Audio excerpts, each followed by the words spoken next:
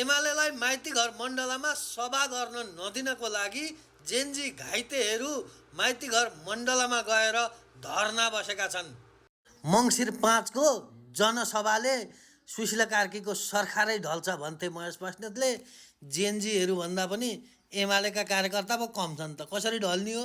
मन्त्री महावीर पुनले चप्पल र कट्टु लगाएर राष्ट्रकै बेइज्जत गरे भन्ने महेश बस्नेतलाई महावीर पुनले कडा जवाब फर्काएका छन्। महेश बस्नेतको के इज्जत छ र? त्यसको भन्दा 100 गुणा इज्जत बढी मेरो छ। केपी बा भन्छन् एमाले कोहीसित डराउँदैन, आफू चाहिँ हेलिकप्टरमा भाग्छौ अनि जनताका छोराछोरी उचालेर सडकमा लगेर मर्न बाध्य बनाउँछौ। मङ्सिर 5 को जुलुसले सुशीला कार्कीको सरकारै ढल्छ भन्थे महेश बस्नेत।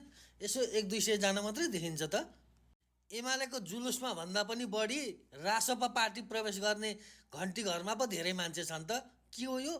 एमालेको जुलुसमा भन्दा पनि रासपा पार्टी प्रवेश गर्ने भिड पो बढी देखिन्छ त घन्टी घरमा।